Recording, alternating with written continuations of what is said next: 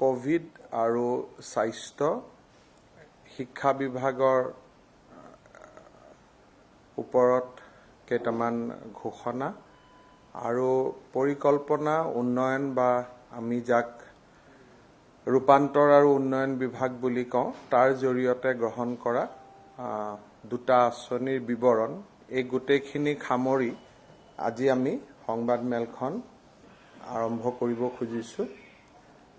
প্ৰথমতে মই শিক্ষা বিভাগৰ কেইটামান বিষয় আপোনালোকৰ ওচৰত দৃষ্টি আকৰ্ষণ কৰিব খুজিছোঁ যে আমি শিক্ষকসকলক কোভিড-19 টেষ্ট 31 আগষ্টৰ আগতে সম্পূৰ্ণ কৰিবলৈ অনুৰোধ কৰিছিলোঁ। কিন্তু এই টেষ্টবোৰ যেহেতু ৰেপিড এণ্টিজেন কাৰ্ডৰ ওপৰত নহ'ব, RT-PCR হ'ব, সেইবাবে তেওঁলোকৰ টেষ্টিঙৰ সময়সীমা আমি 15 ছেপ্টেম্বৰলৈকে বঢ়াই দিছোঁ। অৰ্থাৎ টেষ্টবিলাক RT-PCR হ'ব, এইটো ৰেপিড এণ্টিজেন নহ'ব, কিন্তু ইয়াৰ সময়সীমা আমি 15 ছেপ্টেম্বৰলৈকে বঢ়াই দিছোঁ।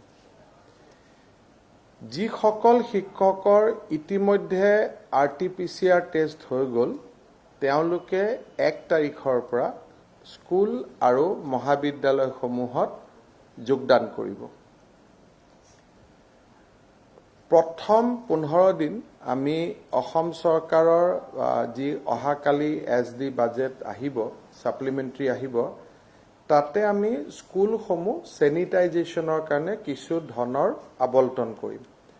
গতিকে প্ৰথম 15 দিন শিক্ষকসকল বা অধ্যাপিকাসকলে স্কুল আৰু কলেজলৈকে গৈ স্কুল আৰু কলেজসমূহ চেনিটাইজেশ্যন কৰাত তেওঁলোকে অগ্ৰাধিকাৰ দিব, কাৰণ বহুত দিন স্কুল কলেজবিলাক বন্ধ হৈ আছে। আৰু স্কুলৰ ডেস্ক বেঞ্চসমূহ সামাজিক দূৰত্ব নিৰ্ণয় কৰি নতুনকৈ তেওঁলোকে বেচিকেলি আমি ক'ব গ'লে যে তেওঁলোকে নতুনকৈ কোঠালিবিলাক সজাব, গেপ ৰাখি গেপ কৰি যাতে সামাজিক দূৰত্বটো মেইনটেইন হয়। প্ৰথম 15 দিন তেওঁলোকে এই কামটো কৰিব যে 1 তাৰিখে স্কুল কলেজত যোগদান কৰিব, স্কুল আৰু কলেজখিনি চেনিটাইজেশ্যন কৰিব আৰু ক্লাছৰুমবিলাক ৰিঅৰ্গেনাইজ কৰিব সামাজিক দূৰত্বৰ লগত মিক্স কৰি। আমি ছাত্ৰ ছাত্ৰীসকলৰ কাৰণে বিশেষকৈ আমি চেষ্টা কৰি আছোঁ যে মাস্কৰ যোগান ধৰাৰ কাৰণে যিমান ষ্টুডেণ্ট স্কুল কলেজত আহিব আমি যাতে বিনামূলীয়া মাস্ক যোগান ধৰিব পাৰোঁ, তাৰ কাৰণেও আমি কিছু ধনৰ ব্যৱস্থা কৰাৰ বাবে চেষ্টা কৰি আছোঁ। গতিকে সামাজিক দূৰত্বটো হ'ব, তাৰ লগত মাস্কৰ কামো আমি যাতে আমি নিজে নিকিনি হয়তো স্কুল কলেজে নিজে কিনিব লাগিব, গতিকে তেওঁলোকৰ সেই যাৱতীয় ব্যৱস্থাৱলীও তেওঁলোকে হাতত ল'ব। দ্বিতীয়তে, আমাৰ প্ৰাথমিক বিদ্যালয়ত প্ৰতি সপ্তাহত 2 দিন ষ্টুডেণ্টখিনি মিড ডে মিল ল'বৰ কাৰণে আহে। মিড ডে মিল ল'বৰ সময়ত শিক্ষকসকলে এটা সপ্তাহৰ ষ্টাডি মেটেৰিয়েল হাতেদি লিখি এটা সপ্তাহৰ ষ্টাডি মেটেৰিয়েল আৰু কুৱেশ্যন পেপাৰ এখন দিব আৰু নেক্সট সপ্তাহত মিড ডে মিল আনোতে সেই কুৱেশ্যন পেপাৰ কেইখন গতাই দিব। ছাত্ৰজনক সন্মুখত ৰাখিয়েই শিক্ষকজনে ইভালুৱেশ্যন কৰিব, কৰি পেলাই ছাত্ৰজনক পঠাই দিব। তাৰমানে এটা ইনফৰ্মেল এক্সচেঞ্জ অফ ক্লাছেছ, যে মই এই সপ্তাহত মোক কুৱেশ্যন পেপাৰখন দিলে, অহা সপ্তাহত মই কুৱেশ্যন পেপাৰখন লিখি আনিলোঁ, গতিকে কুৱেশ্যন পেপাৰখন মোৰ সন্মুখতে চালে, ভুল শুদ্ধ এইখিনি তাতে দেখুৱাই দিলে। গতিকে সেই কামটো 15 ছেপ্টেম্বৰৰ পৰা আৰম্ভ হ'ব। আমি আৰু নতুনকৈ ঘোষণা নকৰোঁ, 1ৰ পৰা 15লৈকে চেনিটাইজেশ্যন হ'ব।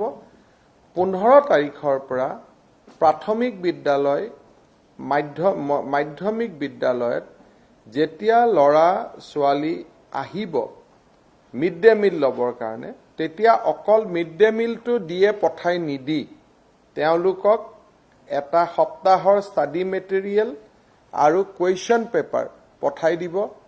নেক্সট সপ্তাহত যেতিয়া তেওঁলোক ঘূৰি আহিব কুৱেশ্যন পেপাৰখিনি তেওঁলোকৰ সন্মুখতে চেক কৰি আকৌ পঠাই দিব তাৰমানে ষ্টুডেণ্টসকল আধা ঘণ্টা 1 ঘণ্টা 2 ঘণ্টা স্কুলত থাকিব এইটো হল 15 ছেপ্টেম্বৰৰ পৰা তাৰ লগে লগে আমাৰ 15 তাৰিখৰ পৰা হায়াৰ সেকেন্ডাৰী সেকেন্ড ইয়াৰ আৰু ডিগ্ৰী থাৰ্ড ইয়াৰৰ ষ্টুডেণ্টসকল 4-5টাকৈ গ্ৰুপত শিক্ষকসকলে গ্ৰুপবিলাক বনাই দিব তেওঁলোকে আহি শিক্ষকসকলৰ লগত অধ্যাপক অধ্যাপিকাসকলৰ লগত ইনফৰ্মেল ক্লাছ 4-5 জন ল'ৰা বহুৱাই যি এটা অকল হায়াৰ সেকেন্ডাৰী 12 আৰু ডিগ্ৰী থাৰ্ড ইয়াৰ পৰীক্ষামূলকভাৱে আমি 15 দিন এই ইনফৰ্মেল ক্লাছটো আমি আৰম্ভ কৰিম 15 ছেপ্টেম্বৰৰ পৰা 30 অক্টোবৰলৈকে ইয়াৰ ভিতৰত যদি বেছি কোভিড-19 আক্ৰান্ত হয় তেতিয়া আমি সিদ্ধান্ত লম কিন্তু ক্লাছ হিচাপত নহব 6 জন 5 জন 8 জন ল'ৰা আহিলে বহুৱালে 2 ঘণ্টা পঢ়ালে পঢ়ি পঠাই দিলে 10টাৰ পৰা 3টা বুলি কথা নহয় আধা ঘণ্টা 1 ঘণ্টা 1.5 ঘণ্টা কাৰণ বেটছ কৰিব লাগিব অকল ক্লাছ 12 আৰু টিডিসি থাৰ্ড ইয়াৰ বাকিৰ কাৰণে নহয় এইটো 15 দিন আমি কৰিম 15 ছেপ্টেম্বৰৰ পৰা 30 অক্টোবৰলৈকে আৰু কোনোবা স্কুল বা অনুষ্ঠানত যদি এইখিনি কৰোতে কোনোবা ছাত্ৰ ছাত্ৰী যদি কোভিড ৰোগত আক্ৰান্ত হয় লগে লগে সেইটো অধ্যক্ষই বন্ধ কৰি দিব 15 ছেপ্টেম্বৰৰ পৰা আপ টু 30 লৈকে আপ টু 30 ছেপ্টেম্বৰলৈকে 1 তাৰিখৰ পৰা নতুন গাইডলাইন আহি যাব গতিকে আমি খুব এটা আৰু শিক্ষকসকলে বৰ্তমান যি অনলাইন ক্লাছ কৰি আছে হেতু কলেজ আৰু স্কুলৰ পৰাই অনলাইন ক্লাছ কৰিব এতিয়া আৰু ঘৰৰ পৰা নকৰে ইয়াত কিছু প্ৰশ্ন আছিল যে গৰ্ভৱতী মহিলাসকলে কি কৰিব কি নকৰিব আমাৰ ৰাজ্য চৰকাৰৰ সচিবালয়টো গৰ্ভৱতী মহিলা সন্তান থকা মহিলা তেওঁলোক আহি আছে কিন্তু স্কুল আৰু কলেজৰ অধ্যক্ষই যদি বিশেষ পৰিস্থিতিত তেওঁলোকক ৰেহাই বা ঠিক আছে তুমি আহিব নালাগে আমি মেনেজ কৰিম তেনেকুৱা যদি কিবা ব্যৱস্থা কৰে তাত আমাৰ ক'বলগীয়া একো নাই প্ৰথম মাহৰ কাৰণে কিন্তু 1 অক্টোবৰৰ পৰা সেইটো নহব সকলো আহিব লাগিব প্ৰথম মাহটোত যদি অলপ শিথিলতা থাকে তাত চৰকাৰে বিশেষ কোনো ব্যতিক্ৰমী ব্যৱস্থা নলয়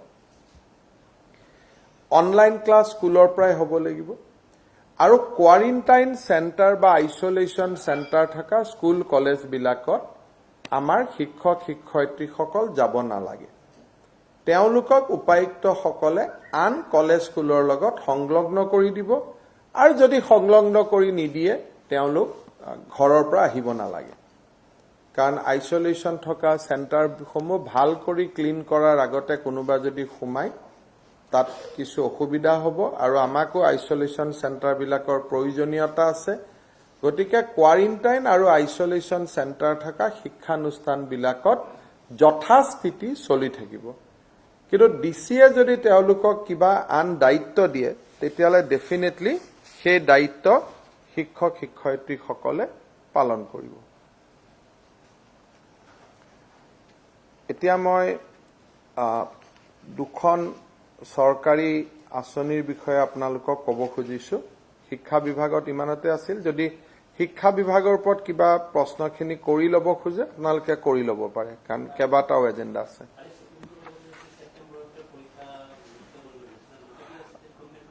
আমি ভাৰত চৰকাৰে আমাক যি ধৰণে নিৰ্দেশ দিয়ে কোভিডৰ ওপৰত এইটো এটা নেশ্যনেল ডিজাস্টাৰ আৰু এক্সপাৰ্ট ভিউ ভাৰত চৰকাৰৰ লগত আছে গতিকে ভাৰত চৰকাৰে পৰীক্ষা দিৰ সম্পৰ্কত যি নিৰ্দেশ দিয়ে তাকে অসম চৰকাৰে পালন কৰিব আৰু ভাৰত চৰকাৰৰ সিদ্ধান্তসমূহ আমি আশা কৰিম যে ই ছাত্ৰ ছাত্ৰী শিক্ষক শিক্ষয়িত্ৰী গাৰ্জেন সকলোৰে কল্যাণৰ বাবে নিশ্চিতভাৱে হ'ব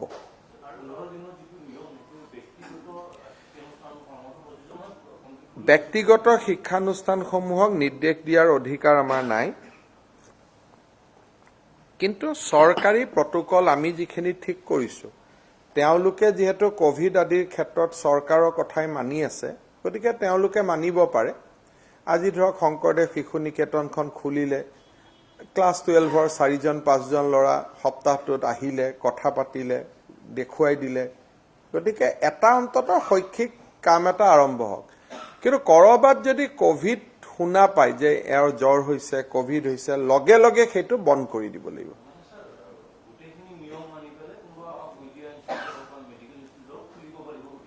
মানে মই মোৰ শব্দত যদি আপোনালোকে গাঁথনিৰ পৰিৱৰ্তন কৰি দিয়ে দিগদাৰ হ'ব কাৰণ এটো হল যে ইনফৰ্মেল ক্লাसेस মই শব্দটো কৈছো যে অনানুষ্ঠানিক কথা বতৰা ষ্টুডেন্ট সকল বহুত দিন স্কুলখনত অহাই নাই এতিয়া আহিব মিড ডে মিল লব হতে শিক্ষকজনে তেওঁক 1 ঘণ্টা ৰখাই দিব প্ৰশ্নখন দিব 12ৰ ষ্টুডেন্ট বিলাক কলেজত আহিব 4-5 জনকৈ এজন প্ৰফেসৰৰ লগত কথা বতৰা হ'ব কিন্তু ক্লাস হিচাপত ডেস্ক বোর্ড লৈ যেটো ক্লাস হয় সেই ক্লাসটো এতিয়াও নহব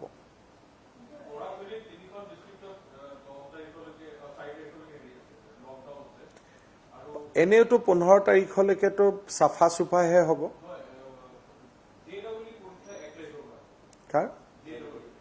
আমি হেতু লকডাউনৰ পৰা হিখিনি শিথিল কৰি দিব যদি ভাৰত চৰকাৰে পৰীক্ষা পাতিব খুজে উপায়ুক্ত সকলে লকডাউন শিথিল কৰি দিব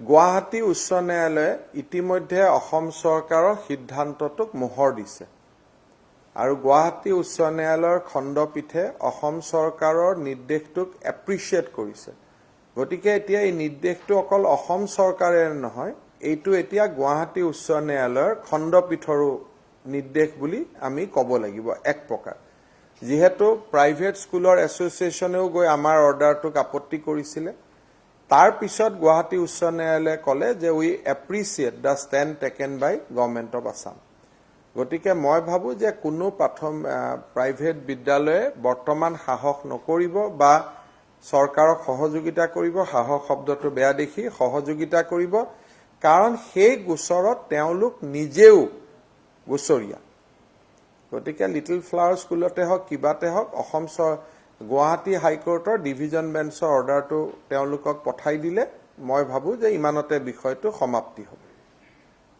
25% exemption There are several thousand students from Assam who are taking the 8 JEE exams next week. Their centers in Assam.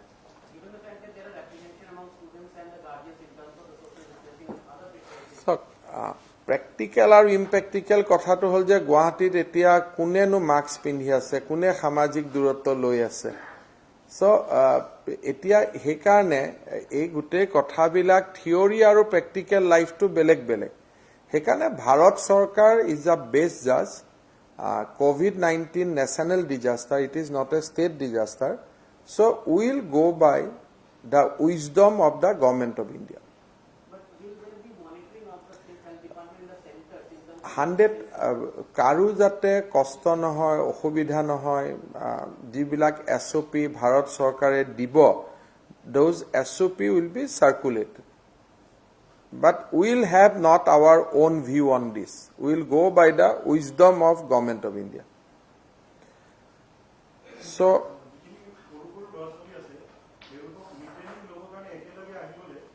তেওঁলোক এতিয়া স্কুলত আহি আছে লাষ্ট 3 মাহত আহিও আছে খালি এতিয়া হেডমাস্টাৰ জনে টোপোলাটো দিয়ে পঠাই দিয়ে এতিয়া আমি কৈছো টোপোলাটো দি নপঠাব 15 মিনিট কথা পাতি পঠাই দিব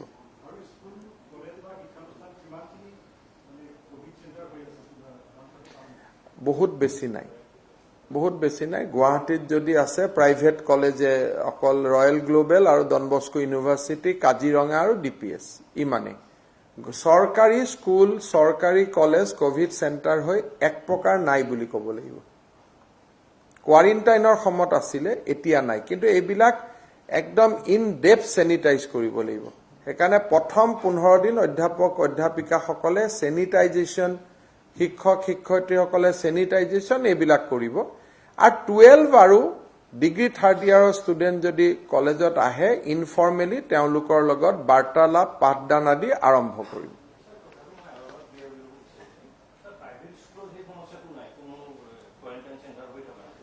প্ৰাইভেট স্কুলতহে আছে কোৱাৰেণ্টাইন চেণ্টাৰ। চাওক আমাৰ এই যিটো অৰ্ডাৰটো হ'ল প্ৰাথমিক বিদ্যালয়, মাধ্যমিক বিদ্যালয়, উচ্চ শিক্ষানুষ্ঠান, ইউনিভাৰ্চিটি, কোনোবা নাৰ্ছিং ইনষ্টিটিউট, মেডিকেল ইনষ্টিটিউট ইয়াত সংলগ্ন নহয়। এই নিৰ্দেশটো মিড ডে মিল প্ৰাথমিক বিদ্যালয়ত দিয়ে। অনলাইন ক্লাছ আমাৰ স্কুলবিলাকত হয়। 12 আৰু ডিগ্ৰী থাৰ্ড ইয়াৰ অৰ্ডাৰটো চৰকাৰী শিক্ষানুষ্ঠানৰ ক্ষেত্ৰতে আমি দিছোঁ। প্ৰাইভেট স্কুল কলেজবিলাকত যিহেতু মিড ডে মিল নিদিয়ে, তাত ষ্টুডেণ্ট ক'ৰ পৰা আহিব? তাততো নাহিব। কিন্তু ইনফৰ্মেল পাঠদানৰ কাৰণে যদি কোনোবাই আহে, 2-3জন ল'ৰা বহি পাঠদান এটা কৰিব খোজে, সেইটোত তেওঁলোকে আমাৰ যিটো আমি বেলেগৰ ক্ষেত্ৰত কৈছোঁ, সেইটো তেওঁলোকেও পালন কৰিব পাৰিব। কিন্তু যিটোক একদম জপনা খুলি লৈ আৰম্ভ কৰিব, সেইটো আমি কোৱা নাই। কালি যেতিয়া চৰকাৰৰ SOPখন ওলাব, আপোনালোকে খুব ভাল কৰি দেখিব যে it is very very soft lunch. Basically 15 দিনটো চেনিটাইজেশ্যনতে যাব। তেওঁলোকৰ অনলাইন ক্লাছ শিক্ষক শিক্ষয়িত্ৰীসকলে স্কুলৰ পৰা কৰিব আৰু 9-10 ল'ৰা ছোৱালী যিহেতু মিড ডে মিল তেওঁলোকে নাপায়, গতিকে তেওঁলোক স্কুল কলেজত 9, 10, 11 স্কুল কলেজত অহাৰ কোনো প্ৰয়োজনীয়তা নাথাকিব। কিন্তু শিক্ষকখিনি আহি অনলাইন ক্লাছটো তাৰ পৰা কৰিব।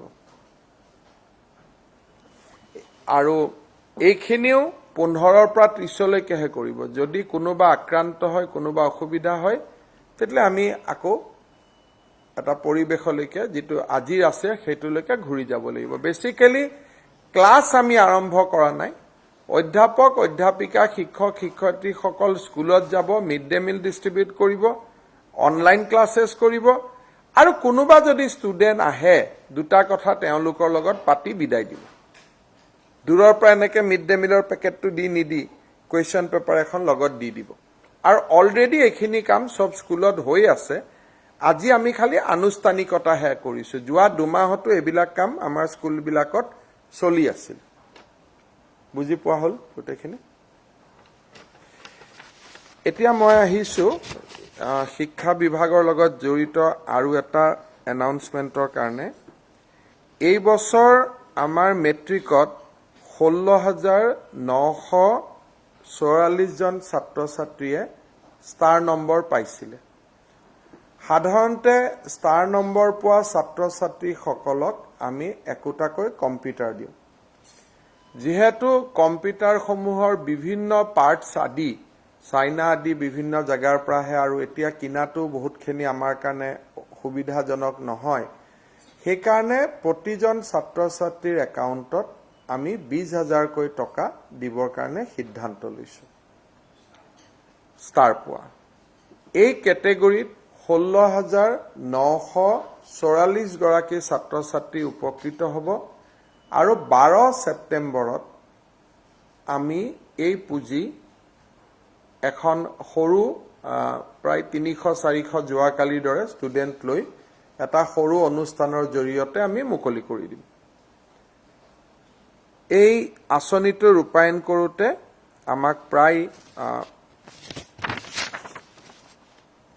33 কোটি টকা বা 34 কোটি টকা এনেকুৱা প্ৰয়োজন হ'ব। ইতিমধ্যে বেংকৰ একাউণ্টবিলাক ল'ৰা ছোৱালীৰ পৰা আমি যোগাৰ কৰিলোঁ। 16,648 ষ্টুডেণ্টে বেংক একাউণ্ট দিলে। গতিকে প্ৰথমবাৰৰ বাবে কম্পিউটাৰৰ পৰিৱৰ্তে নগদ ধন ছাত্ৰ ছাত্ৰীসকলে 12 ছেপ্টেম্বৰ তাৰিখে লাভ কৰিব। যদি মুখ্যমন্ত্ৰী মহোদয়ে 12 তাৰিখ কিবা কাৰণত দিনটো দিব নোৱাৰে, 13 হ'ব, সেইখিনি মুখ্যমন্ত্ৰী কাৰ্যালয়ৰ পৰা আমি ডেটটো লৈ দিম।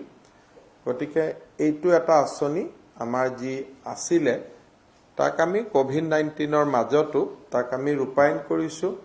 আগে পিছে প্ৰায় 1 বছৰ দেৰি হয় ষ্টুডেণ্টখিনিয়ে কম্পিউটাৰ পাওঁতে। এইবাৰ মেট্ৰিকৰ ৰিজাল্ট দিয়াৰ 2-3 মাহৰ ভিতৰতে আমি এই আঁচনিখন সমাপ্ত কৰিছোঁ, মানে আমি ইমপ্লিমেণ্ট কৰিম। আজি এটা আমি ৰূপান্তৰ আৰু উন্নয়ন বিভাগৰ পৰা এটা নতুন আঁচনি আমি ঘোষণা কৰিব খুজিছোঁ। সেইটো হৈছে অসমৰ 8,000 নামঘৰলৈ 2.5 লাখ টকাকৈ আৰ্থিক অনুদান। নামঘৰ বুলি ক'লে মহাপুৰুষ শ্ৰীমন্ত শংকৰদেৱ, মাধৱদেৱ, দামোদৰদেৱ, হৰিদেৱ এই মহাপুৰুষসকলে প্ৰতিষ্ঠা কৰি থৈ যোৱা নৱবৈষ্ণৱ ধৰ্মৰ সৈতে বা নৱবৈষ্ণৱ আন্দোলনৰ সৈতে জড়িত বা অসমৰ সমাজ জীৱনক নামঘৰ বুলি ক'লে যাক বুজায় তেওঁলোকে এই আঁচনিৰ ফল লাভ কৰিব পাৰিব। মন্দিৰ, মছজিদ, গীৰ্জা এই আঁচনিৰ অন্তৰ্ভুক্ত নহ'ব। প্ৰতি সমষ্টিত প্ৰথম পৰ্যায়ত আমি 55টাকৈ নামঘৰ দিবৰ কাৰণে আমি জিলা উপায়ুক্তসকলক নিৰ্দেশ দিছোঁ। 1000 আমাৰ লগত থাকিব, কোনোবা জাগাত যদি পিছত বেছি প্ৰয়োজন হয় বা কোনোবা নামঘৰ যদি পুৰণা নামঘৰ বাদ পৰি যায় সেই 1000 আমি ৰাজ্যিক ভিত্তিত আবণ্টন কৰিম। 55 আপোনালোকক মই নিৰ্দেশখন দিছোঁ। নিৰ্দেশত লিখা আছে যে সিলেকশ্যন ডিচিয়ে কৰিব। সিলেকশ্যন কৰোঁতে সমষ্টিটোৰ আটাইতকৈ পুৰণা নামঘৰটোক অগ্ৰাধিকাৰ দিব। ST SC দুৰ্বল সমাজৰ দুৰ্বল লোকসকলে যি নিজৰ টকা দি নামঘৰটো বনাব নোৱাৰে সেই গাঁওবিলাকক অগ্ৰাধিকাৰ দিব। কোনোবা নামঘৰ যদি কিবা জনশ্ৰুতিৰ কাৰণে, যেনেকৈ ধৰক ঢেকীয়াখোৱা নামঘৰ, জনশ্ৰুতি বা মহাপুৰুষ মাধৱদেৱৰ লগত থকা সম্পৰ্কৰ কাৰণে বা তেওঁৱে অক্ষয়বন্তী জ্বলাইছিলে তাৰ কাৰণে বিখ্যাত বা মানুহ তাত যায়, সেই নামঘৰটো তেনেকুৱা নামঘৰ যদি বহুত পুৰণা নহয়ও পৰ্যটনৰ দৃষ্টিভংগীৰ পৰা সেই নামঘৰতো 2.5 লাখ টকা দিব পাৰিব। গতিকে এইটো আমাৰ আৰু এটা প্ৰতিশ্ৰুতি আছিলে আৰু আমি এইটো পুঁজি অক্টোবৰ মাহৰ ফাৰ্ষ্ট উইকৰ ভিতৰতে আমি দি দিম। সো 8000 নামঘৰ, 8000 নামঘৰ, প্ৰতি নামঘৰে 2.5 লাখ টকাকৈ পাব। সমষ্টি ভিত্তিত 55টা আৰু 1000 আমি ৰাজ্যিকভাৱে থৈ দিছোঁ। পিছত যদি কোনোবা বিশিষ্ট নামঘৰ আদি বাদ পৰি যায় আমি যাতে সেইখিনি কাভাৰ কৰিব পাৰোঁ। কোনোবা সমষ্টিত যদি 55টা নামঘৰ নাথাকে, বহুত সমষ্টিত নাথাকিব, সেই যিখিনি ছেভিংছ হ'ব সেইখিনি পিছত আমি আন সমষ্টিৰ মাজত বিতৰণ কৰি দিম। 7000 বিতৰণ হৈছে জিলা উপায়ুক্তবিলাক বা সমষ্টিত, 1000 ৰাজ্যিক ভিত্তিত আমি ৰাখি থৈছোঁ। গতিকে আপোনাক যিখন চাৰ্কুলাৰ দিছোঁ 7000ৰ চাৰ্কুলাৰ, য'ত DC সকলে বিতৰণ কৰিব লাগিব আৰু 1000 আমাৰ লগত থাকি যাব, তাক আমি সময়ত বিতৰণ কৰিম। সো এই সপ্তাহত মোৰ এই দুটা এনাউন্সমেণ্ট থাকিলে, আনন্দৰাম বৰুৱা বঁটা আৰু অসম দৰ্শন। ইয়াৰ লগত আজি আমি আৰু এটা অনুমোদন দিছোঁ। আমাৰ বাজেট বক্তৃতাত আপোনালোকে দেখা পাব যে এইবাৰ আমি 377টা পুৰণা ধৰ্মীয় অনুষ্ঠানক 10 লাখকৈ টকা দিম বুলি ঘোষণা কৰিছিলোঁ। যোৱাবাৰ 1000টাক দিছিলোঁ। এইবাৰ আমি আৰু 377 অনুষ্ঠানক আমি 10 লাখকৈ টকা দিয়াৰ বাবে ঘোষণা কৰিছিলোঁ। সেই পুঁজিও আজি আমি অনুমোদন কৰিছোঁ। সো 37 crore 70 lakhs আজি আমি চেংচন কৰিছোঁ। কোনোবা ব্যক্তিয়ে যদি সাংবাদিক যদি মহলৰ পৰা যদি ইচ্ছা হয় যে নহয় লিষ্টখন আমাক লাগে, এই লিষ্টখন আপোনালোকে পিছত নৱপাটগিৰিৰ পৰা লৈ ল'ব, মই দি থৈ দিছোঁ। সো অসম দৰ্শন আঁচনিৰ এইবাৰ দুটা কম্পোনেণ্ট আছিল। 377 ধৰ্মীয় অনুষ্ঠানক 10 লাখ টকা, সেইটো আমি আজি অনুমোদন কৰিলোঁ। 8000 নামঘৰক 2.5 লাখ টকা, তাৰ প্ৰক্ৰিয়া আজিৰ পৰা আমি আৰম্ভ কৰিলোঁ।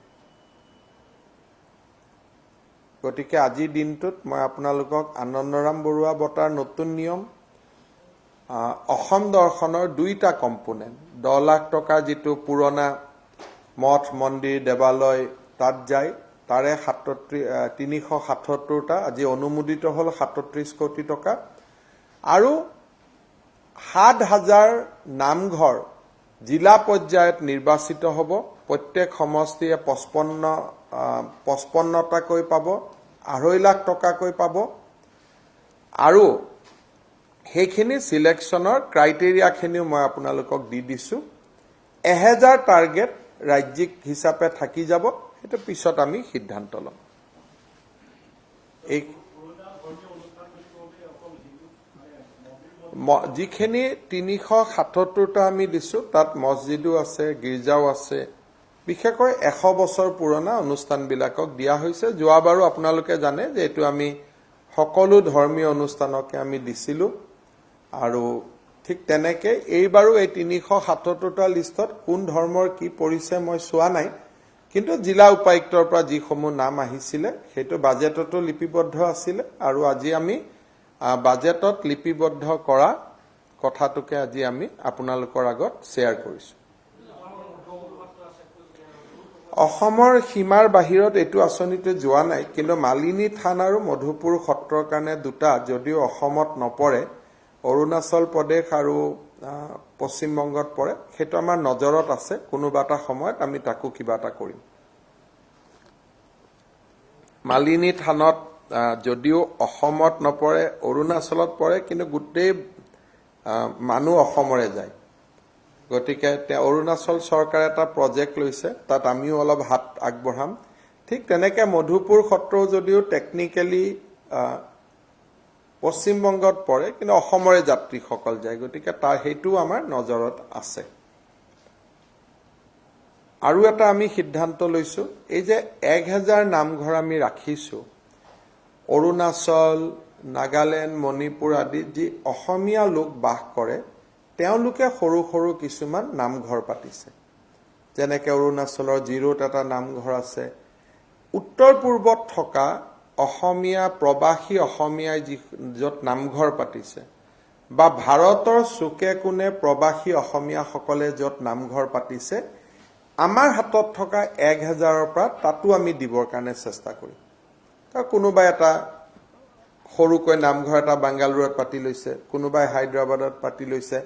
যদিও 2.5 লাখ টকা বহুত নহয়, তথাপিতো এই 1000ৰ যিটো কোটা আমাৰ লগত থাকি গ'ল, সেইটো অলপ আমি অসমৰ বাহিৰতো দিবৰ কাৰণে চেষ্টা কৰিম। গতিকে যিসকলে মোৰ শুনি আছে, তেওঁলোকে পিছত এটা ইমেইল ID পাব, আবেদন কৰিলে তাত যাব। কিন্তু পাব পাব পাব পাব নামঘৰ হলে পাব, কিন্তু মন্দিৰ মছজিদ গীৰ্জা হলে নাপায়। আমি TND ডিপাৰ্টমেণ্টৰ পৰা আজিৰ পৰা 3 বছৰ আগতে এখন চাৰ্কুলাৰ ওলাইছে যে নামঘৰ মহাপুৰুষ শংকৰদেৱে ধৰ্মীয় অনুষ্ঠান হিচাপে বনোৱা নাছিল, সামাজিক উৎকৰ্ষতাৰ অনুষ্ঠান হিচাপেহে বনাইছিল। এই গোটেই আঁচনিটো নামঘৰলৈকে সীমিত হৈ থাকিব। কিন্তু অক্টোবৰত দি দিম। অক্টোবৰৰ 3 তাৰিখে গোটেই 7000 মানুহৰ আহিব আৰু অক্টোবৰৰ 3-4 দি দিম। আৰু এইবিলাক টাইমলাইন আৰু 30 তাৰিখৰ আগতে গোটেইখিনি শেষ কৰি দিম আৰু 38 নৱেম্বৰৰ আগতে। যিমান মই আঁচনি কৈ আছো, অৰুণোদয় আঁচনিৰ কাম আৰম্ভ হৈ গৈছে অক্টোবৰ মাহৰ ভিতৰত, এইটো অক্টোবৰ মাহৰ ভিতৰত, আনন্দৰাম বৰুৱা ছেপ্টেম্বৰ মাহৰ ভিতৰত, অহা সপ্তাহত 2টা ডাঙৰ আঁচনি ঘোষণা হ'ব, সেইকেইটাও নৱেম্বৰৰ ভিতৰত। একেবাৰে টাইম লাইনত গৈ আছো, কোনো টাইম লাইনৰ বাহিৰত যোৱা নাই। মানে বাজেটৰ সময় এনে 31 মাৰ্চ পাওঁ, এইবাৰ 28 ফেব্ৰুৱাৰীত শেষ হ'ব। তাৰ আগতে আমি গোটেইখিনি শেষ কৰিব খুজিছোঁ। হয়, নাই, সেইকাৰণে ছেভিংছ হ'ব। কম আছে, হয়তো বৰাক ভেলীত কৰবাত কম হ'ব, হয়তো সাউথ সালমাৰাত কম হ'ব, কিন্তু থকাখিনিক দিয়াৰ পিছত যিখিনি কোটা ৰখি যাব সেইখিনি আমি ৰিডিষ্ট্ৰিবিউট কৰি দিম। কিন্তু এইটো ষ্ট্ৰিক্টলি নামঘৰে পাব। নামঘৰ নাই বুলি মন্দিৰ মছজিদ গীৰ্জাত নাপাব, কাৰণ নামঘৰ ইজ এ সেকুলাৰ ইনষ্টিটিউট। বাকীবিলাকত আমি দিব খোজা নাই। বাকীবিলাকত আমি অসম দৰ্শনেদি কৰি আছো, য'ত টুৰিষ্ট যায়। এইখিনি এটা আঁচনি আছিলে। আৰু এতিয়া মই শেহতীয়াকৈ স্বাস্থ্য বিভাগৰ ওপৰত আহিব খুজিছোঁ। অহা সপ্তাহৰ মোৰ সাংবাদিক মেলত মই কেইবাটাও ইনফ্ৰাষ্ট্ৰাকচাৰ প্ৰজেক্ট কোন দিনৰ পৰা আমি আৰম্ভ হ'ব কেনেকৈ আৰম্ভ হ'ব তাৰ বিষয়ে আলোকপাত কৰিম আৰু তাৰ লগে লগে অসম চৰকাৰৰ দুটা বিশেষ আঁচনি সেই দুটা বিশেষ আঁচনিৰো আলোকপাত কৰিম যেটো সপ্তাহত আমি কৰি গৈ আছো 15 ছেপ্টেম্বৰত এই সিৰিজটো আমি কমপ্লিট কৰিম এটা এটাকৈ যেনেকৈ যেনেকৈ কেবিনেটত হৈ থাকিব অনুমোদন হৈ থাকিব মই আপোনালোকক জনাই থাকিম ঠিক ইয়াৰ ওপৰত যদি কিবা প্ৰশ্ন আছে কৰিব পাৰে নহলে মই অলপ কোভিড পৰিবেশলৈকে যাব খুজিছো খুদক যি আছে খুদি লওক হা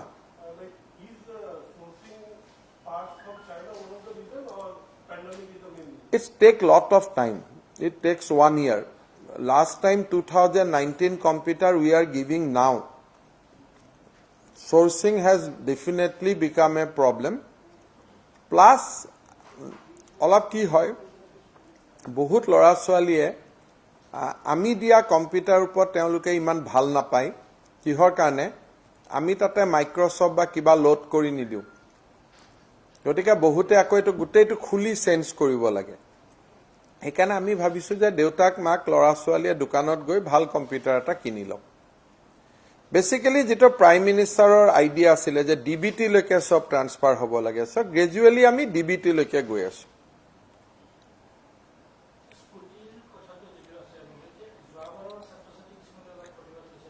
সক যোৱাবাৰ এই গুটে আঁচনিটো পৰিবহন বিভাগক দিয়া হৈছিল তাৰ আগৰবাৰ শিক্ষা বিভাগক দিয়া হৈছিল গতিকে আপোনালোকে জানে যে 31 মাৰ্চৰ পিছত সেই সময়ৰ বাজেটৰ কথা আলোচনা কৰাৰ অৱকাশো নাথাকে আৰু বিত্তীয় বিধিয়ে তাক অনুমোদন নকৰে ট্ৰান্সপোৰ্ট ডিপাৰ্টমেন্টে যদি আজিৰ দিনটোটো বিচাৰে যে যোৱাবাৰৰ আমাৰ যেটো বাজেট আছিল সেই বাজেটখিনি আমি বিত্ত বিভাগক বিচাৰিম আকৌ আমি নতুনকৈ আঁচনিটো ৰূপায়ণ কৰিম তেনেকুৱা প্ৰস্তাৱ আহে যদি আমাৰ বিবেচনা কৰাত আপত্তি নাই কিন্তু ইনিশিয়েটিভ হ্যাজ টু বি মই গুটেই কথাখিনি মই বাজেট কেখন পঢ়ি চালো যোৱা প্ৰথম বছৰ শিক্ষা বিভাগে কৰিলে দ্বিতীয় বছৰ শিক্ষা বিভাগক দিয়া হল শিক্ষা বিভাগে কলে যে এই আঁচনিটো আমি ভাল পোৱা নাই আমি নকৰো তেতিয়া তৃতীয় বছৰ আমি ট্ৰান্সপোৰ্ট ডিপাৰ্টমেন্টে কৰক বুলি ট্ৰান্সপোৰ্ট ডিপাৰ্টমেন্টক দিলো ট্ৰান্সপোৰ্টেও নকৰিলে পৰি থাকিলে এডুকেশনে সাইকেললৈকে কনভাৰ্ট কৰিব খুজিলে ট্ৰান্সপোৰ্টৰ পৰা একোৱে নকৰিলে তেনেকৈ থাকি গল সেইকাৰণে এতিয়া যদি ট্ৰান্সপোৰ্ট ডিপাৰ্টমেন্টে তেওঁলোকৰ 25 কোটি বাজেট আছিল যদি ৰিভাইভ কৰিব খোজে মোৰ কোনো আমাৰ আপত্তি নাই কিন্তু এডুকেশন ডিপাৰ্টমেন্টত এইবাৰহে বাজেট আছে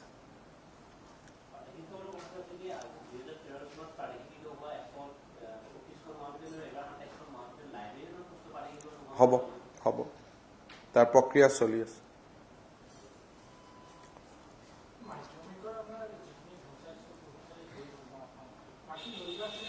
ৰৈ যোৱাখিনিত সমস্যা আছে তেওঁলোকৰ লগত আলোচনা কৰি সমস্যাটো সমাধান কৰিব লাগিব কাৰণ তেওঁলোকৰ পৰা এজনো হায়াৰ সেকেন্ডাৰী ক্যান্ডিডেটে পৰীক্ষা দিয়া নাই তেওঁলোকে ক'ব খোজে যে বেলেগ স্কুলৰ পৰা তেওঁলোকৰ নামত পৰীক্ষা দিছিলে বুলি কিন্তু আমি যেতিয়া সেবাৰ আৰু কাউন্সিলৰ ৰেকৰ্ড চালো তেওঁলোকৰ স্কুলৰ বিপৰীতে এজনো ছাত্ৰ ছাত্ৰীৰ নাম নাই গতিকে সমস্যাটো আছে আমি সমাধান কৰাৰ চেষ্টা কৰিম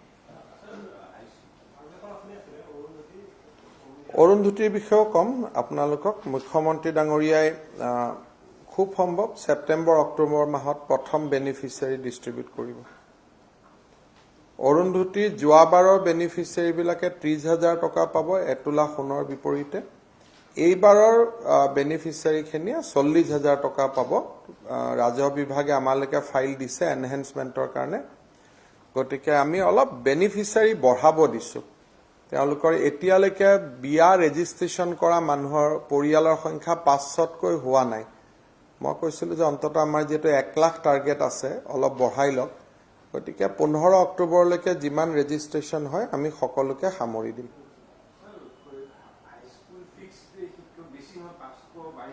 এটো উচ্চতম ন্যায়ালয়ত গোচৰ চলি আছে অৰুন্ধতীত যোৱাবাৰৰ বেনিফিচিয়াৰী বিলাকে 1 লাখ সোণৰ বিপৰীতে 30,000 পাব, এইবাৰৰ সকলে 40,000 পাব।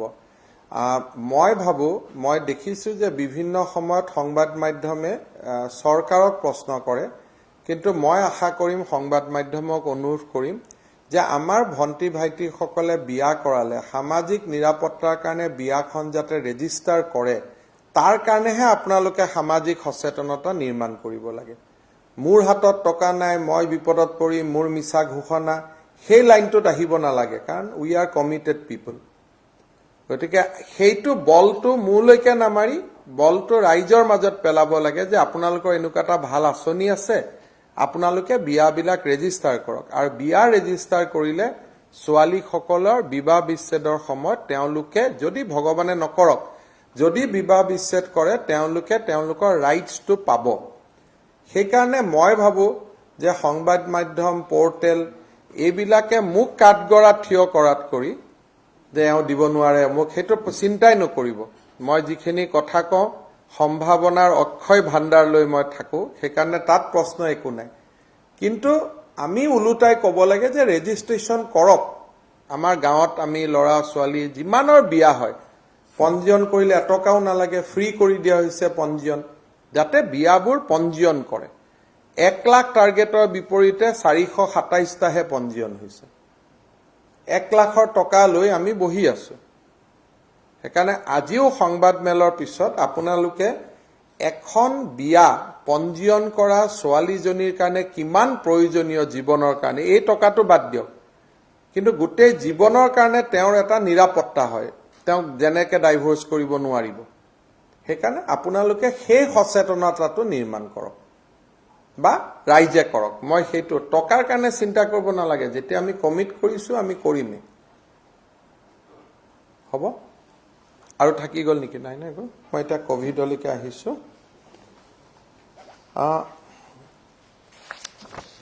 ৰাজ্যত শেহতীয়াকৈ আমাৰ কভিডৰ পৰিৱেশ এই ধৰণৰ যে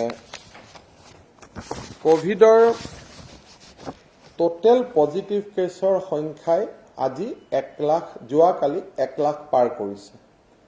আজি আমাৰ টোটেল পজিটিভ কেছ হ'ল 1,01,367। অৱশ্যে ইয়াৰ 81,070 জন লোক ডিছচাৰ্জ হৈ ঘৰলৈ উভতি গৈছে। আৰু আজিৰ দিনত ডিছচাৰ্জ ৰেট, এক্টিভ আৰু ডিছচাৰ্জৰ ভিতৰত যদি কম্পেয়াৰ কৰে, 80% লোক ডিছচাৰ্জ হৈছে আৰু 20% লোক আমাৰ চিকিৎসাধীন আইডাৰ হোম আইচলেশ্যন অৰ আমাৰ কোভিড কেয়াৰ চেণ্টাৰবিলাকত আছে। আমি ডেথ ৰেট 0.24ত মেইনটেইন কৰি আছিলোঁ, কিন্তু মৃতকৰ সংখ্যা বাঢ়ি ডেথ ৰেট এতিয়া 0.28লৈকে বাঢ়িছে। 0.24ৰ পৰা 0.28লৈকে বাঢ়িছে। যদিও দেশৰ ভিতৰতে আমাৰ ডেথ ৰেট এতিয়াও আটাইতকৈ নিম্ন, কিন্তু এইটো এটা উদ্বেগৰ বিষয় যে যোৱা 15 দিনত ডেথ ৰেট 0.24% নহয়, 0.24%ৰ পৰা 0.28%লৈকে বৃদ্ধি হৈছে। আমাৰ প্ৰতিদিনৰ যিটো পজিটিভ কেছ আছে তাক আমি 2,500ৰ ভিতৰত মেইনটেইন কৰি আছো। অৱশ্যে 12 আগষ্টত 4,500 আৰু 17 আগষ্টত 2,700 এই ধৰণে বাঢ়িছিল যদিও বৰ্তমান আমি 2,500ৰ ভিতৰত মেনেজ কৰি বা বৰ্তমানলৈকে সেই পৰ্যায়ত চলি আছে। ডাবলিং ৰেট আমাৰ এটা সময়ত আমি আলোচনা কৰিছিলো, এতিয়া আমাৰ ডাবলিং ৰেট 15 দিনৰ পৰা গৈ 23 দিনলৈকে বাঢ়ি গৈছে। তাৰমানে অসমৰ এতিয়া ডাবলিং ৰেট 23 দিনত আছে। এতিয়ালৈকে আমি অসমত 21,46,988 আমি টেষ্ট সমাপন কৰিছো আৰু পাৰ মিলিয়ন টেষ্ট 62,000ত ভৰি দিছে ৬২,৬০৬। আগতে আলোচনা কৰাৰ দৰে মই বিভিন্ন সভাত আপোনালোকৰ কৈছিলোঁ যে তামিলনাডু আৰু অন্ধ্ৰপ্ৰদেশে আমাতকৈ বেছি টেষ্ট কৰিছিলে আৰু দিল্লী। বৰ্তমান আমি তামিলনাডুক পিছ পেলাইছোঁ। এতিয়ালৈকে আমাতকৈ বেছি টেষ্ট কৰা ডাঙৰ ৰাজ্য হ'ল দিল্লী আৰু অন্ধ্ৰপ্ৰদেশ। অসমে মধ্য আৰু বৃহৎ ৰাজ্যৰ ভিতৰত টেষ্ট কৰাত ৩ নম্বৰত আমি আছোঁ। অৰুণাচল বা ত্ৰিপুৰাক আমি ধৰা নাই কাৰণে ৩, ধৰিলে ৫ বুলি ক'ব লাগিব। কিন্তু দিল্লী, অন্ধ্ৰপ্ৰদেশে ডাঙৰ ৰাজ্য আমাৰ আগত আছে আৰু আমি তৃতীয় স্থানত এতিয়া আছোঁ পাৰ মিলিয়ন টেষ্টত। মৰ্টেলিটিৰ ক্ষেত্ৰত মই আগতে কৈছোঁ যে আমি সৰ্বনিম্ন হৈ আছোঁ আৰু ট্ৰিটমেণ্টৰ ক্ষেত্ৰতো এই মুহূৰ্তলৈকে আমি কি ধৰণে ট্ৰিটমেণ্ট, কিমান চিৰিয়াছ পেচেণ্ট আছে তাৰ বিষয়ে মই আপোনালোকক খন্তেক সময় পিছতেই আলোচনা কৰিম। ডিষ্ট্ৰিক্ট ৱাইজ যদি আমি চাব যাওঁ তেতিয়াহ'লে আমি দেখা পাওঁ যে কামৰূপ মেট্ৰ', কামৰূপ ৰুৰেল, তিনিচুকীয়া, ডিব্ৰুগড় আৰু বৰাক উপত্যকাৰ জিলাসমূহতে সংক্ৰমণ বাঢ়ি আছে। খুব এটা কেছ ষ্টাডি হ'ব পাৰে যে যোৰহাট আৰু ডিব্ৰুগড়, তিনিচুকীয়াত কেছ বাঢ়িছে যদিও মাজতে থকা শিৱসাগৰ আৰু চৰাইদেউ জিলা সম্পূৰ্ণ নিয়ন্ত্ৰণত আছে। এইটো হয়তো আমি কেতিয়াবা আলোচনা কৰিব পাৰিম যে এই জিলা দুখনত অদ্ভুত ধৰণে COVID-19 নিয়ন্ত্ৰণত আছে, অথচ তাৰ কাষৰ চাৰিওফালে সামৰি থকা ডিব্ৰুগড়, তিনিচুকীয়া, যোৰহাট সকলোৰে COVID-19ৰ পৰিৱেশ উদ্বেগজনক হৈ আছে।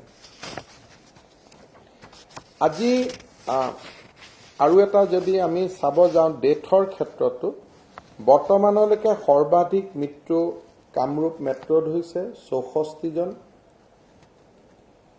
দ্বিতীয়তে হৈছে ডিব্ৰুগড় 39, তৃতীয়তে কাছাৰ 25, চতুৰ্থতে তিনিচুকীয়া 20 আৰু কৰিমগঞ্জ 18, কামৰূপ ৰুৰেল 17। এইকেইখনেই মেজৰ ডিষ্ট্ৰিক্ট য'ত মৃত্যুৰ হাৰ বা মৃত্যু আমি দেখা পাইছোঁ। কামৰূপ মেট্ৰ' 64, ডিব্ৰুগড় 39, কাছাৰ 25, তিনিচুকীয়া 20, কৰিমগঞ্জ 18 আৰু কামৰূপ গ্ৰাম্য 17। যোৱা কিছুদিনৰ পৰা আমাৰ কালি মুখ্য সচিব ডাঙৰীয়া এটা ইংগিতো দিছে যে যোৱা কিছুদিনৰ পৰা মাস্ক আৰু সামাজিক দূৰত্বৰ ব্যৱহাৰ খুব কমি যোৱা আমি উৎকণ্ঠাৰে সৈতে লক্ষ্য কৰিছোঁ। মানুহে মাস্ক ব্যৱহাৰ কৰা এক প্ৰকাৰ বাদ দিছে আৰু সামাজিক দূৰত্ব যিটো এক প্ৰকাৰ ক'ব গ'লে আমি এৰি পেলোৱাৰ উপক্ৰম হৈছে। আজিৰ দিনটোত আপোনালোকে যদি বিশ্লেষণ কৰে, এজ অফ নাও মই আপোনালোকক সম্বোধন কৰাৰ সময়ত 433 জন লোকে অক্সিজেন ছাপৰ্টত জীয়াই আছে। 433 percent as of now in oxygen support. Obviously গুৱাহাটীত 152 জন, যোৰহাটত অনলি 52 জন, ডিব্ৰুগড়ত 80 জন, SMCHত 60 জন। এই ধৰণে 493 জন ব্যক্তিয়ে আজিৰ দিনত অক্সিজেনত জীয়াই আছে। Consumption of oxygen in the last month আছিলে 5 metric ton per day. 5 metric ton per day আমাৰ অক্সিজেন কনজিউম হৈছিল in the month of July. এই মাহত oxygen consumption has gone up to 8.25 metric ton. তাৰমানে তাৰ পৰা আপোনালোকে আন্দাজ কৰিব পাৰে যে অক্সিজেন লোৱা পেচেণ্টৰ সংখ্যা বাঢ়ি গৈ আছে। 433 জন ব্যক্তিয়ে অক্সিজেন লৈ আছে আৰু consumption of oxygen has increase up to 0.25 metric ton ইয়াত মই নন কোভিড ধৰা নাই অনলি কোভিড পেচেণ্টে কনজিউম কৰা অক্সিজেন হৈছে 8.25 মেট্ৰিক টন ইয়াত এটা এই প্ৰশ্নটো মই এই কাৰণে আনিছো যে কোভিডত যদি 8.25 মেট্ৰিক টন কনজিউম কৰি আছে নন কোভিডে কনজিউম কৰি আছে 25 মেট্ৰিক টন এন্টায়াৰ অসমত নাৰ্ছিং হোম গভৰ্ণমেণ্ট সব মিলি আৰু সেইটো যদি হৈ থাকে তেতিয়ালে আজিৰ দিনত আমাৰ 33 মেট্ৰিক টন অক্সিজেন কনজিউম হৈ আছে আৰু অসমত টোটেল অক্সিজেন প্ৰডাকশন হয় 37 মেট্ৰিক টন পাৰ ডে 37.85 তাৰমানে ইয়াতকৈ যদি সিৰিয়াস পেশেন্ট আহিব আৰম্ভ হয় there will be problem in oxygen কাৰণ যিমান কেটা অক্সিজেন আমাৰ বনোৱা কোম্পানী আছে অসমত their collective production is 37.86 metric ton covid আৰু non covid মিলি as of now 25 metric ton consume কৰি আছে আমাৰ হাতত এতিয়াও 12 মেট্ৰিক টনৰ গ্যাপ আছে কিন্তু দ্ৰুত গতিত যি ধৰণে কনজাম্পশন বাঢ়িছে ই এটা নতুন প্ৰত্যাহ্বান এটা স্বাস্থ্য বিভাগৰ সন্মুখত আনি দিব যে যদি অক্সিজেনৰ টোটাল প্ৰডাকশন আৰু ৰিকোয়াৰমেন্টৰ মাজত গ্যাপ আহি যায় where from will manage কাৰণ it is A life saving so আমি ইতিমধ্যে আলাপ আলোচনা আৰম্ভ কৰিছো বেংগল বা ঝাৰখণ্ডৰ পৰা এক্সপোৰ্ট কৰাৰ কাৰণে কিন্তু প্ৰতিটো দিনেই ট্যাঙ্কাৰ আনি থাকা এটা it will not be a easy job হেকাৰণে এই মাস্ক নিপিন্ধা আৰু সামাজিক দূৰত্ব মেইনটেইন নকৰাৰ এটা ডাঙৰ সমস্যাৰ ফালে হয়তো আমি ৰাজ্যখন গতি কৰি আছো ৰাইজে বহুত ক্ষেত্ৰত লকডাউন আদিলৈকে গলে চৰকাৰক সমালোচনা কৰে কিন্তু যদি মই পেশেন্টক অক্সিজেনে দিবৰ কাৰণে মোৰ হাতত অক্সিজেন নাথাকে এই কথাবোৰ ৰাইজে চিন্তা কৰিব লাগিব আৰু বিশেষকৈ যিসকলে ইকনমিক্যালি লকডাউনৰ ফলত আক্ৰান্ত হয় তেওঁলোকে যাতে অন্তত মাস্ক আৰু সামাজিক দূৰত্ব মেইনটেইন কৰি থাকে তাৰ বাবে মই অত্যন্ত বিনম্ৰতাৰ সৈতে আহ্বান জনাইছো আজিৰ দিনত আপোনালোকে যদি চাই 126 জন পেশেন্ট আইসিইউত আছে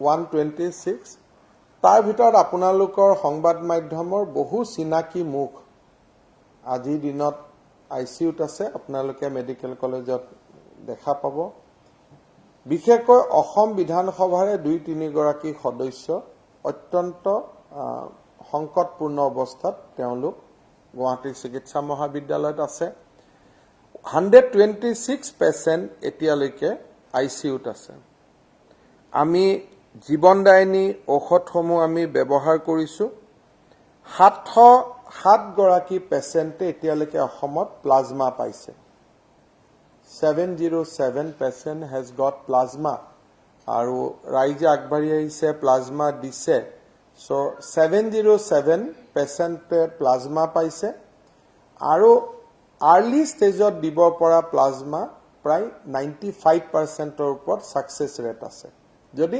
আৰ্লি দিব পৰা হৈছে আইসিইউত প্লাজমা দিলে ইমান কাম নকৰে কিন্তু আগতীয়াকৈ দিয়া প্লাজমাই definitely it has work very well for Assam.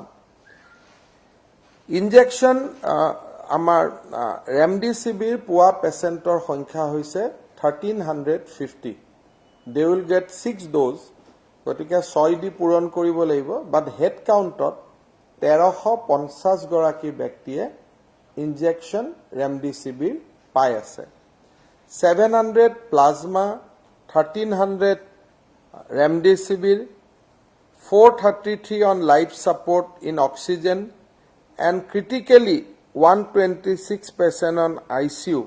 Moi bhabu, this is not a very good statistics to be very cheerful about that.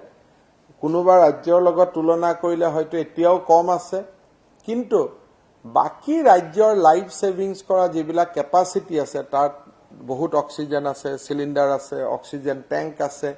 We have limited ৰিসোৰ্সেস।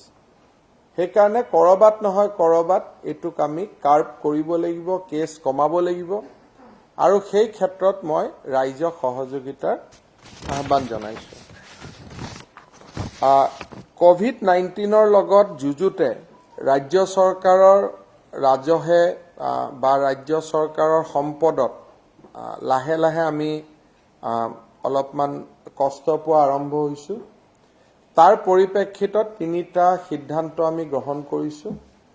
এটা হৈছে যে পেইং কেবিনত যোন পেশেন্ট থাকে, ফ্ৰম নাও onwards they have to paying cabin charge. Remdesivir আদিৰ দাম দিব নালাগে, যিহেতু জীৱনদায়িনী ঔষধ বিচাৰিও নাপাব, আমি সেইটো ষ্টেজলৈকে যোৱা নাই। কিন্তু 500-600 যিখিনি পাৰ ডে চাৰ্জ বুলি কয়, সো পেইং কেবিনত থকা পেশেন্টে ফ্ৰম নাও onwards they have to pay. নামেই পেইং কেবিন, গতিকে দে হেভ টু পে। দ্বিতীয়তে, যিবিলাক কোভিড কেয়াৰ চেণ্টাৰত পেশেন্ট আহিব, তেওঁলোকে ঘৰত ঘূৰি যাবৰ কাৰণে আমি তেওঁলোকক বাহন দিব নোৱাৰিম, কাৰণ এম্বুলেন্সে সুস্থ পেশেন্টক ঘৰত থৈ নাহে। মেডিকেলত সিৰিয়াছ পেশেন্ট লৈ আহে, ভাল হৈ নিজৰ গাড়ী দি যায়। গতিকে এতিয়াৰ পৰা কোভিড কেয়াৰ চেণ্টাৰত যিসকল পেশেন্ট থাকিব তেওঁলোকক ডিসচাৰ্জ আমি দিনতে দি দিম, বা তেওঁলোকে উবেৰ ওলা আদি লৈ ঘৰলৈকে ঘূৰি যাব লাগিব, যেহেতু negative patient. And government will not arrange drop down facility except inter district. যদি আমি কাৰোবাক নলবাৰীৰ পৰা আনি গুৱাহাটীত আনিছো, নগাঁৱৰ পৰা আনিছো, তেতিয়াহ'লে আমি তেওঁলোকক নলবাৰী নগাঁৱত থৈ আহিম। কিন্তু চিটিখনৰ ভিতৰতে, জিলাখনৰ ভিতৰতে ঘূৰি যাবৰ কাৰণে এতিয়া আৰু চৰকাৰে গাড়ীৰ যোগান নধৰিব। সেইখিনি পেশেন্টসকলে নিজাকৈ ব্যয় কৰিব লাগিব ভাল হোৱাৰ পিছত। ফাইনেলি কোনোবা ব্যক্তিয়ে যদি 24 ঘণ্টাৰ ভিতৰত RT-PCR ৰিজাল্ট লাগে বুলি কয়, তেওঁ 2200 টকা দিলে এই ৰিজাল্ট 24 ঘণ্টাৰ ভিতৰত তেওঁ পাব পাৰিব। বহুত ব্যক্তি আছে, কোনোবা কোম্পানীত জইন কৰিবৰ কাৰণে, কিবা কৰিবৰ কাৰণে তেওঁলোকক লগে লগে RT-PCR ৰিজাল্ট লাগে।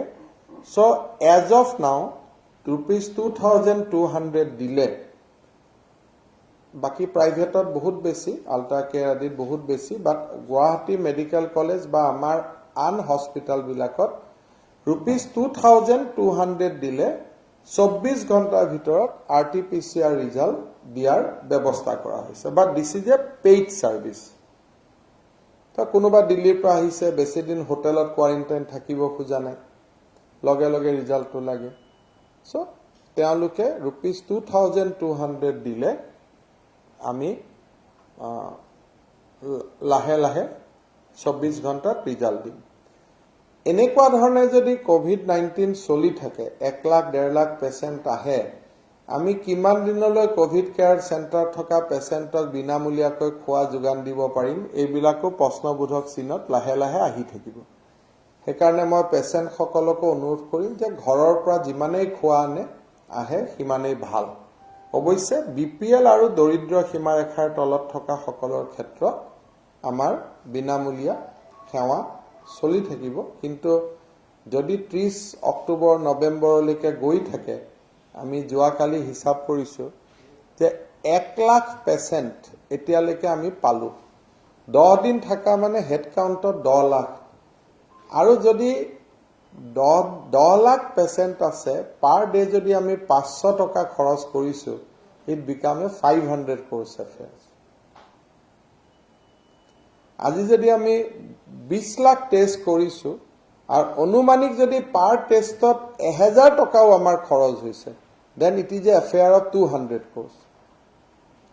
ৰাজ্য চৰকাৰে ইমান সম্ভালিব ডেফিনেটলি নোৱাৰে। গতিকে কৰবাত নহয় কৰবাত এটা সময় আহিব যে অকল দৰিদ্ৰতা সীমাৰেখাৰ তলত থকা মানুহখিনিকহে আমি চাব পাৰিম, বা দুখীয়া মানুহখিনিক চাব পাৰিম। কিন্তু আজি তেনেকুৱা পৰিৱেশ হোৱা নাই। এতিয়া খালি এই তিনিটা ঘোষণা মই কৰিছো যে paying cabin will be on charge, but injection remdesivir এইবিলাক ফ্ৰী থাকিব প্লাজমা নাৰ্ছিং হোমৰ পৰা বিচাৰিলে প্লাজমা কিটৰ দাম দিব লাগিব যেটো কিট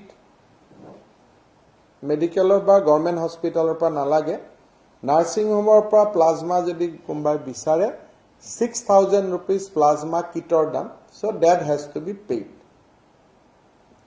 cost to cost কোনো profitor কথা নহয় so that cost of plasma kit has to be paid দ্বিতীয়তে 24 ঘণ্টাত RT-PCR ৰিজাল্ট লাগিলে rupees 2,200 দিলে 24 ঘণ্টাত RT-PCR ৰিজাল্ট পাব 3 নম্বৰ 4 নম্বৰত এতিয়া একেখন গুৱাহাটীৰ মানুহ যদি গুৱাহাটীতে কোনোবা কোভিড কেয়াৰ চেণ্টাৰত থাকে আমি আৰু তেওঁলোকক ঘৰত থৈ নাহো ভাল হোৱাৰ পিছত তেওঁলোকে উলা উবেৰ লৈ গুচি যাব খালি আমি ড্ৰাইভাৰক সাৰ্টিফাইড কৰি দিম যে এখেত নিগেটিভ লৈ যোৱাত কোনো অসুবিধা নাই নহলে ভয় খাব নহয় গতিকে অকনমান আমি এইকেইটা সিদ্ধান্ত লবলগীয়া হৈছে আৰু পৰিৱেশটো খুবেই জটিল বিশেষকৈ অক্সিজেনৰ অভাৱৰ কথাটো ভাৰত চৰকাৰে আমাক বাৰে বাৰে কৈ আছে আৰু মই যথেষ্ট চিন্তিত হৈ আছো হোম কোৱাৰেণ্টাইন লোৱা ব্যক্তিসকলে জ্বৰটো লুকাই ৰাখি শেষ সময়ত আহে শিলচৰত আমি বহুত পেচেণ্ট ঢুকাইছে যে ঘৰত জ্বৰটো লৈ বহি থাকে লাষ্ট মোমেণ্টত আহে কোভিডত লাষ্ট মোমেণ্টত আহিলে ট্ৰিটমেণ্ট নাই গতিকে জ্বৰ থকা ব্যক্তিসকলে যাতে হস্পিটেলত আহে তাৰ বাবে মই আপোনালোকক অনুৰোধ জনাম শেষত আমাৰ প্ৰাক্তন মুখ্যমন্ত্ৰী তৰুণ গগৈ ডাঙৰীয়াৰ স্বাস্থ্য যথেষ্ট ভাল আছে চিন্তাৰ কোনো কাৰণ নাই বিধায়িকা অজন্তা নেওগ গোটেইবিলাকে ভালে আছে ভবেন ভৰালী আৰু কমল সিং নাৰ্জাৰীৰ স্বাস্থ্য যথেষ্ট অৱনতি ঘটিছিলে কমল সিং নাৰ্জাৰী ভাল হৈছে ভবেন ভৰালী এতিয়াও ইমপ্ৰুভ কৰিছে কিন্তু তেওঁ এতিয়াও একেবাৰে উলাই আহিব পৰা নাই বাকি সব ঠিক আছে বাকি সব more or less others are fine কিবা যদি আপোনালোকৰ কোভিডৰ ওপৰত আছে সুধিব পাৰে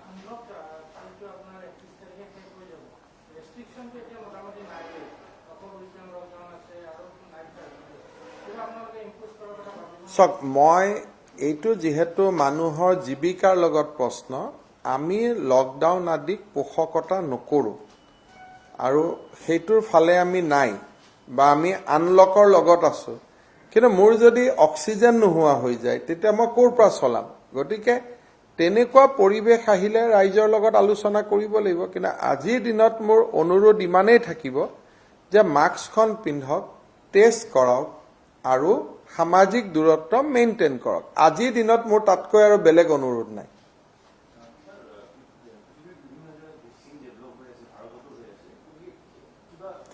এতিয়ালৈকে ভাৰত চৰকাৰৰ পৰা আমি এখনে চিঠি পাইছো যে আপোনালোকে ভ্যাকচিনৰ কাৰণে ডাইৰেক্টলি সম্পৰ্ক নকৰিব ভ্যাকচিন ভাৰত চৰকাৰে দিব you know state government should done anything on their own ইমানে ভাৰত চৰকাৰৰ পৰা আমি চিঠি পাইছো যে দুই এখন ৰাজ্যই নিজাববীয়াকৈ কোম্পানীসমূহৰ লগত কথা পাতিছিলে ভাৰত চৰকাৰে আমাক মানা কৰিছে যে আপোনালোকে কাৰো লগত কথা নাপাতিব ভ্যাকচিন যেতিয়া দিব হ'ব ভাৰত চৰকাৰে আপোনালোকক জনাব গতিকে ভ্যাকচিনৰ দায়িত্বটো সমগ্ৰ ভাৰত চৰকাৰে লৈছে ইয়াত মেডিকেল কলেজৰ খিনি সোমাই আছে গতিকে যেনেকে ডিব্ৰুগড় শিলচৰ আৰু মেট্ৰৰ ডেটটো অলপ বেছি থাকে কাৰণ ইয়াত মৃত্যু হৈছে পোষ্টেল এড্ৰেছ বিচাৰিলে হয়তো বিভিন্ন জায়গাত হ'ব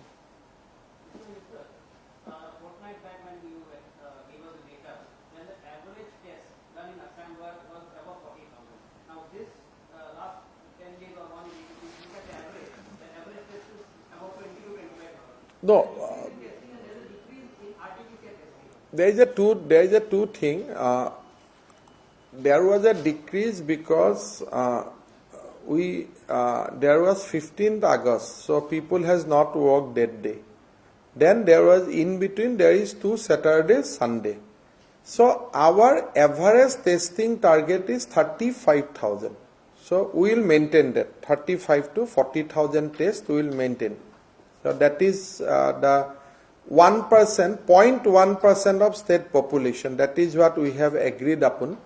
So 1 lakh tests per day, although we have capacity to do that, but economically it is not viable. It is now central government has said that they will no longer send any test kit.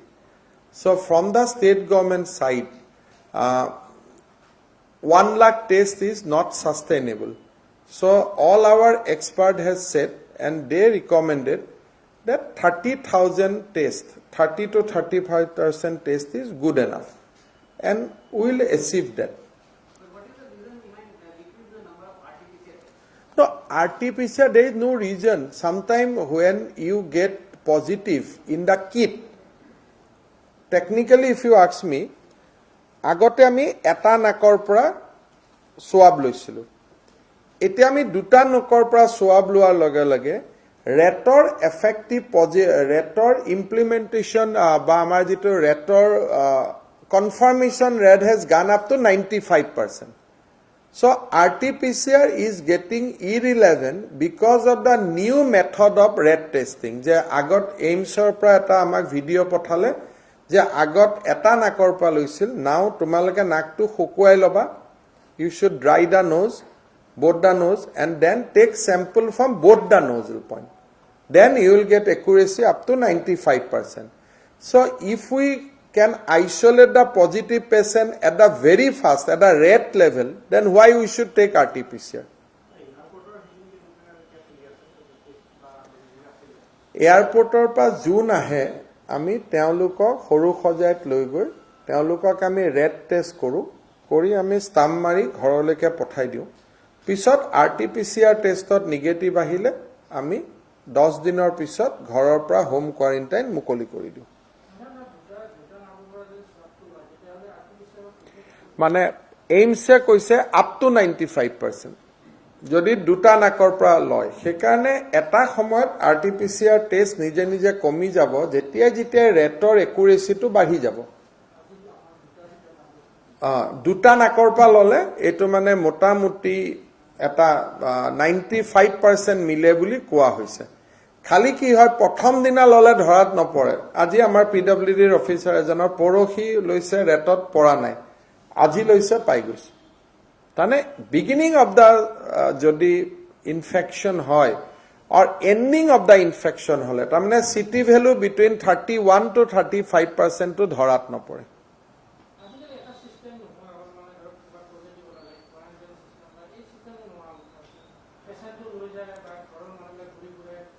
মানে কোনোবা যদি positive হয় তেওঁৰ ঘৰত poster লাগেই, সেইটো system এতিয়াও আছে। প্ৰত্যেকটো দিনে আমি গুৱাহাটীত 1300 মানুহৰ ঘৰত পোষ্টাৰ লগাই আছো। কিন্তু আগতে অলপ আছিল কি গোটেই ফ্ল্যাটটোৱে আমি কন্টেইনমেন্ট কৰি দিছিলো, এতিয়া ফ্ল্যাটটো কন্টেইন নকৰাৰ কাৰণে মানুহে ইম্পেক্টটো কোনোবাই অলপ পোষ্টাৰখন কোনোবাক অলপ দূৰত লগাই দিয়ক, অলপ সেইকাৰণে এটা এতিয়া ভাৰত চৰকাৰে পৰামৰ্শ দিছে যে ফ্ল্যাটখনৰ মেইন গেটৰ বাহিৰত এটা পোষ্টাৰ লগাব লাগে যে নাম্বাৰ অমুক ফ্ল্যাট ইজ আন্ডাৰ কোৱাৰেণ্টাইন বুলি, যাতে অকণমান সাৱধানতা বাঢ়ে। সো সেনেকুৱা এটা এডভাইজাৰী যোৱাকালি আহিছে। মই দেৰি আৰু সোনকাল কোৱা নাই, মেইন লক্ষ্যটো হৈছে যে পজিটিভিটি ৰেট 10%ৰ তলত ৰাখিব লাগে। তাৰমানে যদি আমি 35,000 টেষ্ট কৰোঁ, কোনো কাৰণতে পজিটিভ কেছ 3,500 দৈনিক হ'ব নালাগে। সো 10%ৰ ওপৰত পজিটিভিটি ৰেট মানে it is a alarming. So as of now we R maintaining at 6%, কিন্তু জুলাই মাহত এইটো কমি গৈছিল up to 4.5%। Now positivity rate has increased post 15 August. Up to 15 August it was 4.5. But after 15 August it has gone up to 6, 6.1, 6.2, then again 5.95. So অকণমান দেখা গৈছে যে 15 আগষ্টৰ পৰা 30 ছেপ্টেম্বৰ ভিতৰত, যদিও আজি আমি একেবাৰে 30টো সম্পূৰ্ণ হৈ যোৱা নাই, 29ত আছো, যোৱা 15 দিনৰ কালখণ্ডত positivity rate has slightly increased, but I am using the word slightly. But the number of serious patients has increased much more.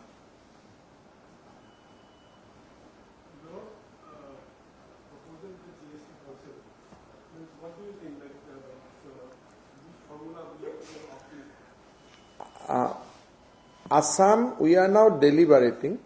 What we want, that there should be a authorization to take the loan. But how much loan we will take, that freedom should be with the state government. So we do not want that central government should borrow for us and offload it with the state government. What we want, we should have an authorization that you can borrow, because our borrowing will be our total compensation will be 6,000 crore throughout the year. So these 6,000 crore, if we borrow, it will be refunded by central government, not by us. But why we should borrow? Because that money should anyway, it will come to us. So if my fiscal position allow, then I will try not to borrow. But if fiscal position doesn't allow, then I have to borrow. But these borrowing will be refunded by the GST Council, not by the state government. So they have given us 7 days time. We are discussing among ourselves and we will take a wise decision. And we will not be like, we will not compete with central that you borrow, we will not borrow, we borrow, you will not borrow. We will not go into that game. We will go by whatever Indian Finance Minister has advised us. We do not want to play a cat and mouse game with central government, because central government is extending all kind of support to the state in this critical hour. So we should always try to we should create a situation where center and state go along together, they go ahead. Competing between center and state is not a good thing. That was not the ideology of GST Council. So some of my esteemed colleagues in the council are giving statement on extreme line. I think that is not the spirit of the council, because after all central government has said that, Baba, even if you take the loan, we are going to return it. You are not going to return it. So I think Indian Finance Minister has taken most sympathetic stand towards the states, because otherwise center is not duty bound. Still they are doing it, and we should support Indian Finance Minister. হব এটা কৰক দুটা কৰক কথা নাই, কিন্তু ছুটি কৰি কৰক, বহুত গুছি গল। টুইটত কৰাৰ পিছত আৰু কিয় সুধি থাকে, সবেইতো ইংৰাজী পঢ়ে, যিটো টুইট কৰিলো এইটো পঢ়িয়ে ললে, আৰু তাত এটা মই কি সাৰ্জাৰী কৰিম, সাৰ্জাৰী ষ্টুডিঅত আপোনালোকে কৰক, মই কিয় কৰো, মোৰতো ক'ব লগাখিনি মই টুইটত লিখিয়ে দিলো, হয় না? সেইটোৰ পিছৰখিনি বেয়া, আৰু খোৱাবিলাক তেতিয়ালৈকে ভাল থাকে যেতিয়ালৈকে ভোক থাকে, তাৰ পিছত বেছি খাই দিলে বেয়া হৈ যায়। টুইটত মই ইংৰাজী ভাষাত লিখি দিছো, যদি কোনোবাৰ বোলে দাদা আপুনি ইংৰাজীত লিখাৰ কাৰণে বুজি পোৱা নাই, তাহলে অসমীয়া টুইট এটা কৰি দিম, বাট তাৰ বাকীখিনি আৰু সাৰ্জাৰী কৰা মোৰ কাম নহয়তো। পাব্লিক ফিগাৰে ভাতটো ইমানেই খাব নহয় যিমান পাব্লিক ফিগাৰৰ পেটটো থাকে। সাংবাদিক লগ পালে সদায় আৰু কি আমাৰ পান কিবা অসমীয়াত কয় না, মুহুদি মাৰি থাকা, ভাত পানী খাই এনেই তামোল পানী খাই কৰি থাকা। পাব্লিক ফিগাৰে কমে ক'ব লাগে না, বেছি ক'ব নালাগে। ঠিক আছে, হ'ব।